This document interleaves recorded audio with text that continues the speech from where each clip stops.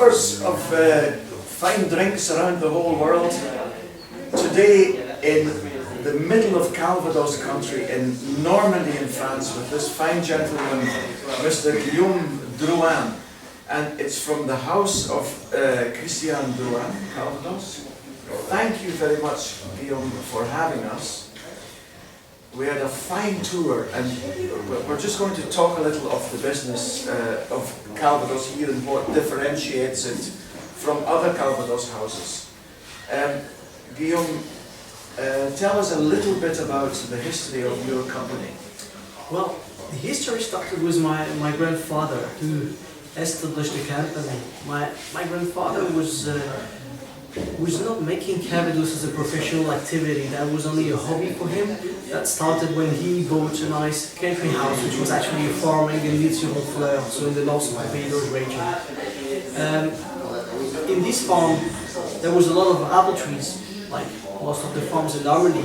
And the terroir was quite famous actually in this farm for making good cider previously. So very quickly my grandfather decided that it would be funny to try to make its own Calvados. And I think for about 20 years my father has been distilling the Calvados, aging the Calvados without merely selling a bottle. He could hardly could find the time to distill, to look at after the aging, but not to manage to create a full distribution, which is another work. So after 20 years, we had the chance that we had a fantastic stock. And the other good thing was that these Calvados hadn't been blended, so we have been able from that stock to create a range of vintages that has no equivalent. We have about 35 different vintages now, which go down to 1939 for the oldest. And the idea of creating this range of vintages came from that original stock of my grandfather. And how many different types of apples do you use for the Calvados? About 30 different varieties that we have in our orchards. Four main categories: the bitter varieties, the bittersweet, the sweet, and the acid. The dominant of the fruits that we use are bitter or bittersweet varieties, so apples that have a lot of tannins. Yep. Okay, and so the whole science is that the apples are taken after they've fallen from the trees, you shake them from the trees, gather the apples, and then they get pulverized first and then crushed. Exactly. And when you crush them, they go into big barrels, and it's a spontaneous yeasting. Exactly. Well, we crush the apples, we press them, we get apple juice. This apple juice is put into big barrels for a natural fermentation. We basically do nothing except filling the cask, and the fermentation will take from 2 to 3 months for the longest to achieve completely, and this will lead to a cider which is about 6% alcohol. Yeah, and that 6% alcohol is then transferred to the alembic, the pot still. And we use 3 small pot stills to distill the cider. It's a double distillation. This is mandatory for the Pays d'Auge appellation. So we first distill the cider, turn it into what we call petites eaux, and then we distill the petites eaux a second time to produce the Calvados at 70%. Once the Calvados comes out from the still, it is white, it has a lot of nice fresh apple flavors, and we will put it into oak cask for aging. The minimum will be 2 years of aging, but as you understood, we can go for very long aging in Calvados. Yeah, and I've seen the Calvados is quite well known throughout the whole world.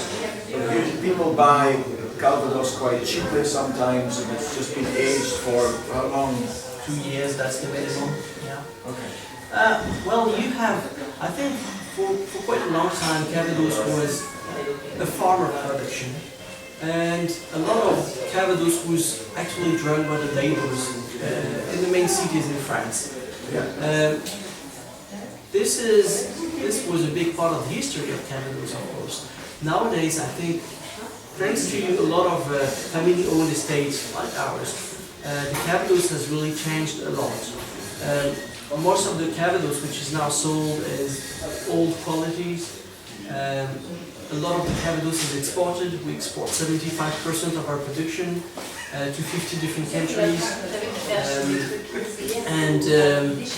Well, I think that people are now discovering the Calvados as one of the most interesting spirits.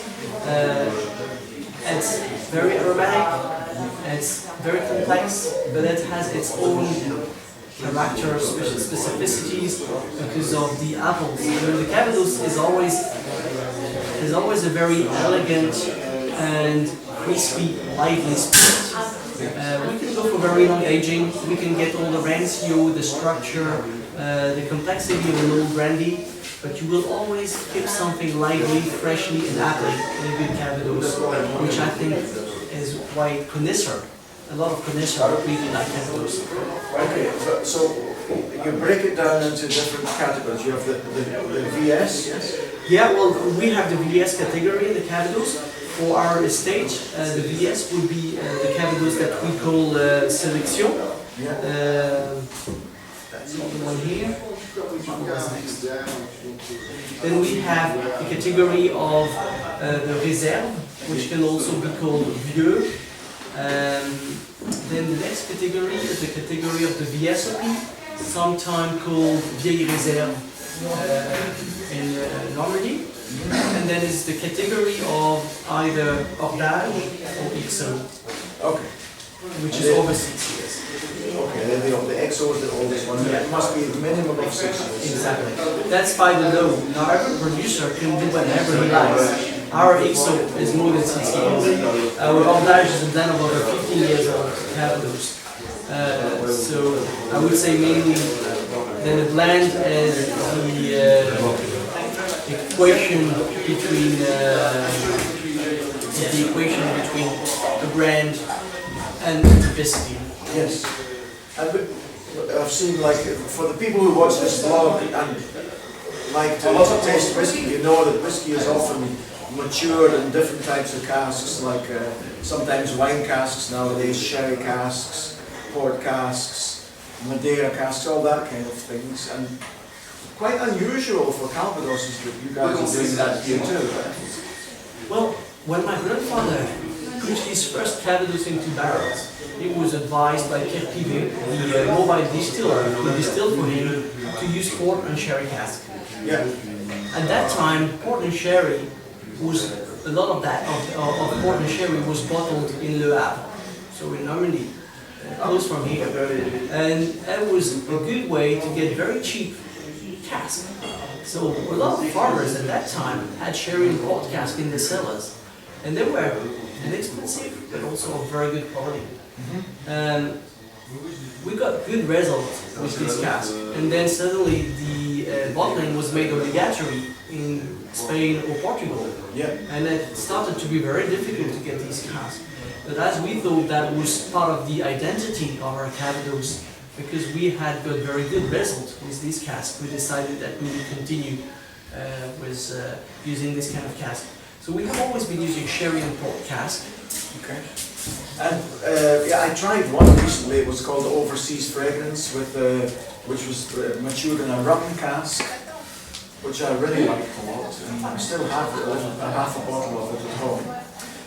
Well, we are working now on a new edition of a rum cask finished. This was a little bit more experimental. I think the result is stunning, a little bit borderline. I mean, it's, obviously the rum brings a lot of flavors to the Calvados, but the result was very interesting. It was a very good spirit.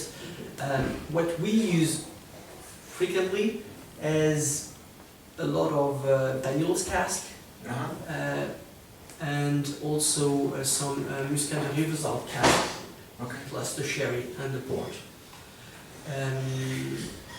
The latest experiment we did was with Sauternes cask, a few casks that we bought from Chateau Giraud. The most recent vintage we sell currently, which is from 1993, which broadly aged in a certain cask. And I think the result is very interesting, so this is probably something we will continue to work with. Good stuff. And would it be okay to taste something just now? Of course, of course. Well, what I would suggest is to start from the beginning. This is Blanche de Normandie. Blanche de Normandie is not yet a Calvados because it wasn't aged. No. But this was made exactly like a Pays d'Auge Calvados, double distilled. It's made with 30 different varieties of apples, and instead of putting it into oak cask after distillation, it was kept in stainless steel tanks for about 18 months, the time to slowly reduce it down to 40%. Okay. So the idea of Blanche de Normandie is really to get all the very fruity flavors of the Calvados. It's a lot of fresh apple, green apple. You get the skin of the fruits there. And I can see it's quite oily, eh? Yes. It's double distilled spirits, so you'll see that the mouth is pretty round and smooth, and you've got all these fresh fragrances of apples. And you had it in the refrigerator, so it's not usually used as a sipping Calvados, but probably as a pousse café or... I like it to serve it chilled, because I think it helps the fruity flavors to come out. It is also very used by the bartenders for mixology, for making cocktails, because it's a very good ingredient for making good cocktails. Oh, wonderful. My account on YouTube allows me to go on for longer than 15 minutes, so we can go on for about another 10 minutes, I think. This is interesting because I've done a couple of cocktails on the internet. What would be a typical cocktail? What would you use? Well, you can make an excellent sour with the Blanche de Normandie. You can imagine, for example, you make a traditional sour, so that's blanche, that's egg white, a bit of sugar, and of course lemon juice. All this shaked in a shaker, and you can make it a little bit more subtle by adding a drop of absinthe into it. Oh my! And this makes a delicious cocktail. Does that have a name? It has a name, and the name is the Golden Lion. This actually recipe was invented by a very good bartender from Lyon, who works in a speakeasy called the L'Antiquaire. Okay. So that was his recipe. It's a good one. I've seen a lot of other good recipes with Blanche. You can... For a clear drink, it's nice. I'll take it to the camera so that the camera will see how clear it really is. It's very nice and clear. It's not been aged at all. And I can taste the apples in it. It's amazing. Yeah. So, I suggest you continue now with a slightly older Calvados. This is a VSOP. The VSOP has a Pays d'Auge Calvados. This was aged over 5 years in the old cask. It's a blend of about 5 to 12 years old Calvados. And it's going to be a very different style now, because and it's also 40%? This is 40% too, exactly. And at that age, you get, it's not anymore like fresh apple flavor that you get, but more like ripe baked apples. Okay. You start to find the first spices like vanilla, cinnamon. So this is a little bit tatin-like. What kind of wood is it? Well, it's oak, of course, but which? It's French oak mainly. It's barrels, 225 liter barrels, which we buy from the Bordeaux chateau. Yes. And these barrels get cleaned, reburned, then we use them for cider, and then we use them for aging our Calvados. And so the VSOP is mainly made with this kind of cask, plus about 5 to 10% of the blend comes from former Banyuls and sherry cask. And so the idea is to make a very well balanced Calvados with ripe baked apple flavors. oh, it's beautiful. I'll show it to the camera again. The colour in the glass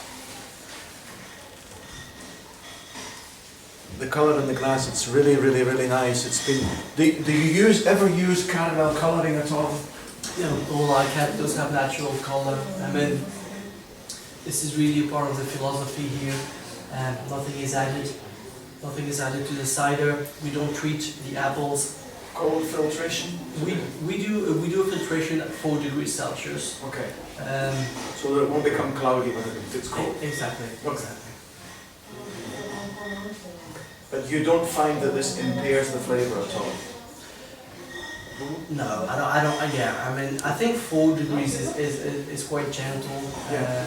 It's a good way to be safe because we export a lot to cool countries, mainly Scandinavia, Russia, Ukraine. Yeah. And so, well, it is important to get a clean spirit. Okay. I'll just ask the camera woman, how long have we been going? 15 minutes. Oh, we can do another 5. We'll make it 20 minutes. It's okay. So, oh, it's lovely. The vanillas are great. We can continue with a blend which is a little bit older. This is the XO. XO is, for our estate, a blend of 8 to 15 years old Calvados. 8 to 15 years old. Oh, you can see the colour's gone a little bit deeper.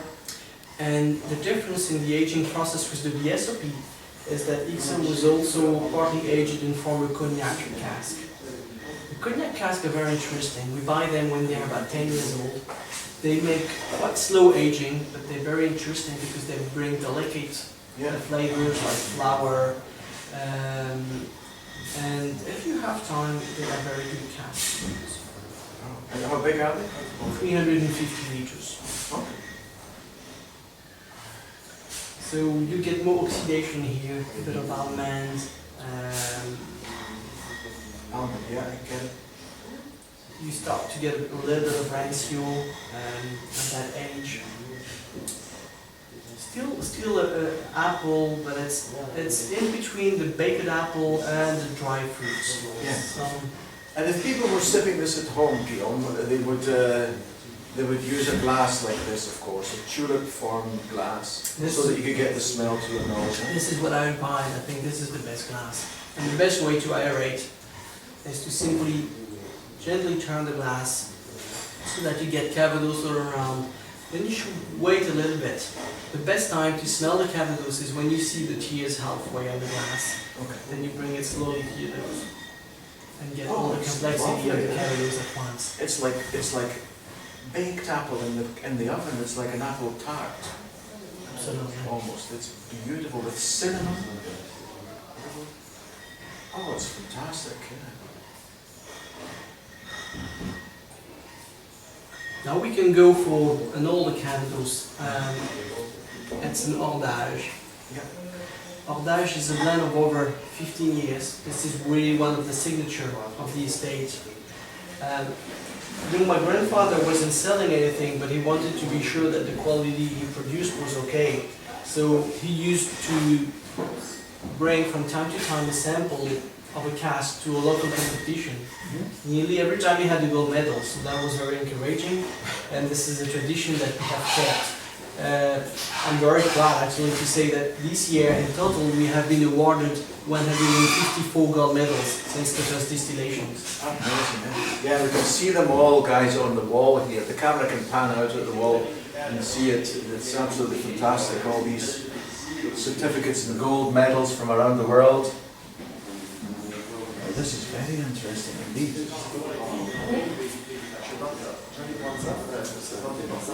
So Ordage is over 15 years and is made in a big cask which is never completely emptied, so we refill it always with. And do you have a name for that process of refilling the cask? Not really, no. I think it's quite a traditional method in Normandy actually to work that way. And I've forgotten the Spanish name for it. No, they say Solera. The Solera. Oh, yeah. Yeah, it's a little bit similar. Yeah. A little bit similar. And no, this is beautiful. this was mainly aged in former cognac cask.